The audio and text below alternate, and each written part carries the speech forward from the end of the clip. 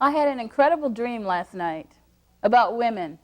There was this wild party of women at my house. They were spread out, curled up, and reclined in my solitary space. I was floating from room to room, watching them, listening to them, smelling them. Such vivid memories I still have. In my garden, Lena Horne and Susan B. Anthony are walking arm in arm, very slowly, evenly, their faces disappearing and reappearing behind some hanging vines. And under my favorite tree, I call it the magnificent one because it protects most of my house from hot summers, I see Joni Mitchell and Billie Holiday laying on an old Spanish shawl discussing the blues. I can still smell the bittersweet smell of Billie's gardenia hanging in my sinuses, and I have this image of it blending into the flowers on the Spanish shawl as she lays down at one point and goes off into this long, wailing scat.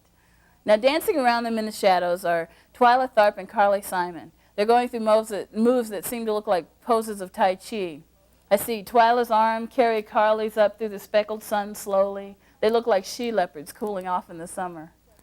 And then I'm in my kitchen, and sitting across from each other at my kitchen table are Lynn and Vanessa Redgrave, Antozaki Shanghai, Meg Christian. They're exchanging poetry. The words of Hannah Tilson and Elizabeth Sanford are dancing in the air. And as I float away from the image, I feel something behind me, and I look around and I see Sarah Bernhardt and Emily Dickinson listening intently. Emily's eyes start to follow down to the side, and I follow her gaze, and I see Katharine Hepburn at her knees right below, explaining some of the words to Helen Keller. Then I'm on the front porch, and I'm watching Gertrude Stein and Buffy St. Marie rock slowly back and forth on the rocking chairs. They're not saying a word, eyes closed, very quiet. And down at the step below them, Alice B. is stroking my cat. Then I hear this really heavy conversation going on around the side of the house, and I follow around, and I see Leontine Sagan discussing 1930s film directing in Germany with Janis Joplin, of all people. That's the problem with dreams. When you're in them, you're so aware of some really important information being imparted, and when you wake up, you're just as ignorant as you were when you went to sleep. Just for a brief rest period, you're a genius. Then I'm in my living room. I'm passing through my living room, and something stops me right away. The most incredible collection of souls surrounding my fireplace. Hallie Flanagan, Ayn Rand, Susan Jaffe, Anna Pavlova, and Madame Curie are listening to my music. I can still see their faces and exactly where they were placed as if I had taken a picture of it. A checkerboard of realities listening to my words, my history. And I remember specifically that Madame Curie smelled like cinnamon. Then I'm in my bedroom, and under this reading umbrella that I've always wanted to put in the corner of my room, but I haven't been able to afford it. In dreams, that happens. They're sitting under the reading umbrella looking through this photo album. And I want to float over to see what they're looking at, and some very loud, hearty laughter carries me into the hallway. And Mahalia Jackson and my mother are standing laughing hysterically to something that Alope Goyathole is saying about her husband, Geronimo. And I see right beyond them, standing in the doorway of my dance room, Emma Lazarus, Betty Buckley, and Susan Jaffe. Their eyes are transfixed on the image of Marjorie Tallchief dancing in the dance room. She's got this black parachute draped over her, and every once in a while it billows out like a huge monster and then comes back and drapes her like a second skin. I find my eyes being surrounded by the black, and the next thing I know, I'm awake. There are certain dreams that take you, shake you up, and leave you, and you may have vague recollections of them now and then. But then there are those very few, very special dreams that leave you feeling as though you were thirsty and had a chance to drink a magic elixir, and every time you remember them, that feeling comes right back. Just like when you were a kid and you thought you were lost, and you suddenly saw something or someone that immediately reminded you of home, of safeness. And this dream works that way for me, because I realize that throughout my life I've had as many women as I have men that have inspired me. And if there's one thing I've learned in this world, it's to find something or someone that inspires me to make, to create, to imagine, to dream, to produce, to reproduce, to live. In every moment of my oppression, depression, uncertainty, or failure, I realize I've been jerked, tickled, slapped, kissed, hugged, and coaxed by the sisterhood of mind.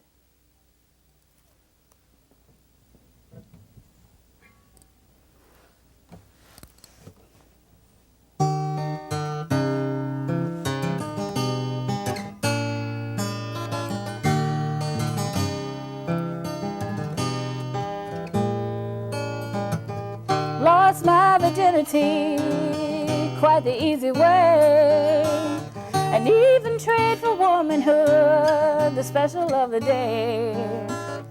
It happened rather quickly, the fawn had just been killed, so had my will. You know, I play the games and change the rules, they change them back again. Through naked conversation, though, my silhouette remains. I cannot seem to forget me, and by my nerve, I'm well preserved. And I know that I'm stronger now, and I'm feeling that hunger now, holding on to the anger, and it won't be much longer now. Hey, find all of the sisters and gather them around. Release all the pretenses, we are not the dual crown. The hands and prayers are joining, the days are counting down, truth will be found. Hey, get your dance together before the music's through, and don't forget your partner, 'cause she'll be ready to fire up your soul. The power's in your eyes, no false disguises here. Now don't you feel stronger now? I can feel all your hunger now. Our spirits revive her, and she is much stronger now.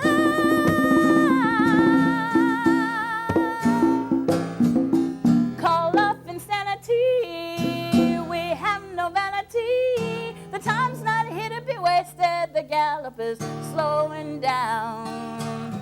Rewrite the storyline, you sell yours and I'll sell mine. Get a hold and get ahead, the wounds must now be healed.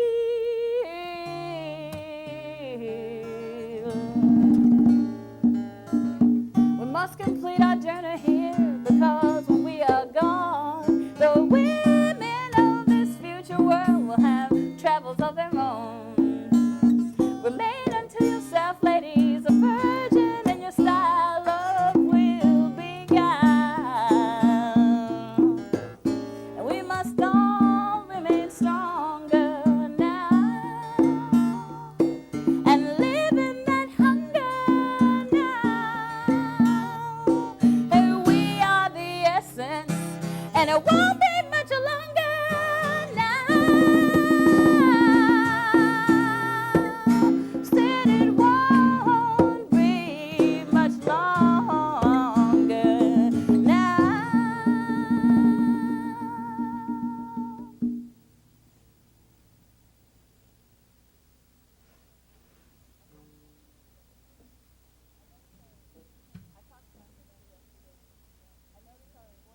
I talked to my sister yesterday. I noticed how her voice changed when she told me about her piano teacher's reaction to the braids I'd put in her hair. Was he mad, I asked. No, she said in that indignant way she's so good at. Most people wonder if they were adopted. I just wonder if I was born first by accident. I talked to my sister last night. I dreamt about the night that she was in bed with me, and we were both trying to stop laughing before I choked to death from this penny I swallowed. Only this time it was she that had to swallow, and I wasn't laughing at all. She told me she was lonely anyway. Sometimes the tent I've built around her in my mind doesn't even protect me from my own image. I'll talk to my sister next week, and she'll rejoice about graduating from college and moving in with my mom. And I'll hold in the thousands of things I want to say, not knowing why, but knowing she'll understand.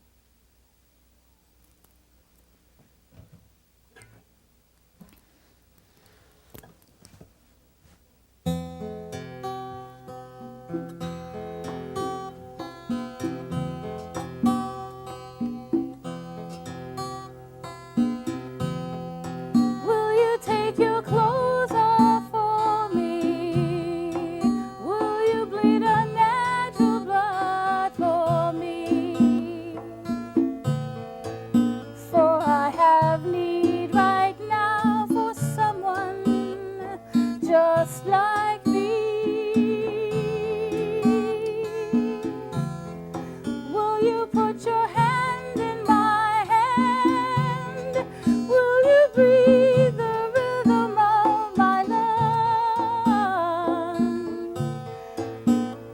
wrap your arms in my dance, so face to face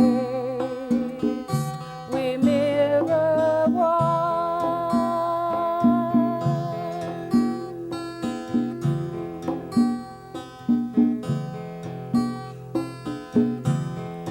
Will you swim the ancient with me? Let me see what souls I once had been. Minds in cycle living, just to come to here again. Will you be my body softness? Water babies dance in Palestine. In the oils my feathers gather, yin and yang. Succumb, we mirror one.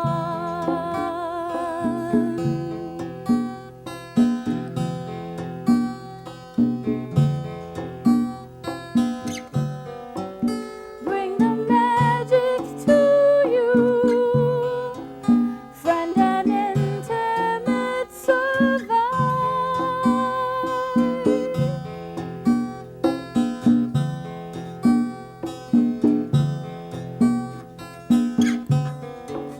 Take your clothes off for me, so I'll hear your heart.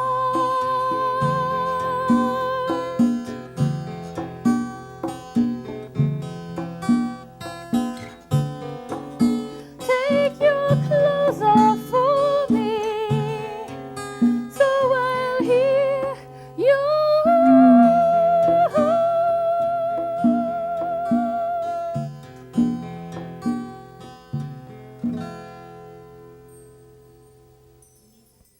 Rachel, it's morning here, and I just climbed my first mountain. I'm 24 years old. I never climbed a mountain before, or a hill either, for that matter. It's raining here, first rain of the year, I think. I can see some birds swimming in a puddle outside. You know, I just realized I never explained why I'm recording this instead of writing it. I don't know. I took a look at some of the other letters I had written you and never sent, and they just seemed so polite. Lots of begging. So I figure I'd just turn this thing on, start talking, get rid of some feelings, anger, hate. Oh, I remember now. I was talking about the miscarriage. Well, after it happened, I clung to Brian more than ever. I couldn't make a move without his telling me what to do. He said it was wearing him out. He didn't have the energy for both of us, and I didn't care. He screamed, he yelled, he left. He screamed and yelled some more. And I just ignored him because it was easier. I learned from the best how to keep things out. It couldn't have been that easy for you, could it? Didn't you ever wonder what I looked like? If I talked like you? You know what really pisses me off is that you just didn't give me up for adoption. You know, I don't even think the school knew that when I went off for school holidays that I wasn't spending them with you. I was at some caretaker's house for 3 weeks. There was this woman at the school, her name was Mrs. Wallace. She took care of my yearly budget. She said that I had enough money in my yearly budget to get about 4 weeks of child counseling. So she suggested that's what I do. So for 4 weeks, I went to some guy. I made up stories about you, gave you boyfriends, gave you characteristics, had you in every country just every month. I don't even know you. And after the 4 weeks was up, he said that I should stop trying to emulate you, that you weren't good enough for me, and that obsession was not healthy. Mrs. Wallace agreed, and I was cured.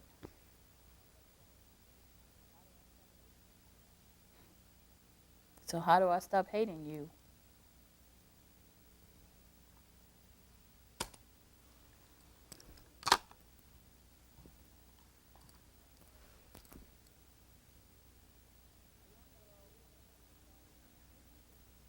a young girl wanted to know the truth. She decided to leave her home and family in search of the truth.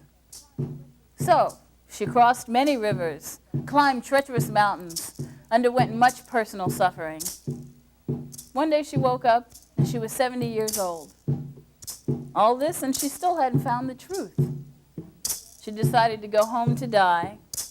So she again crossed many lands, climbed treacherous mountains, and again underwent much personal suffering. She arrived at her home, opened the door, and there she found the truth. I'm partial to wintry days because they allow me to hibernate, encompass myself in laziness and hot tea, incense burning and Mark Almond. When the music seduces and the tea massages, I cover every wound in someone else's strength, someone else's character. It's like popping acid and laying low but flying high. Outside, a layer of icy air threatens, and I, the innocent deviate, sit by intrigued. That must have been my solitary purpose at birth. Gabrielle, it will be your destiny to spend your life inside the personal limits of hell, always curious to look around the corner and never quite sure enough to go. So I dance, creating my own music to drown out the language. I'm sick of bad words.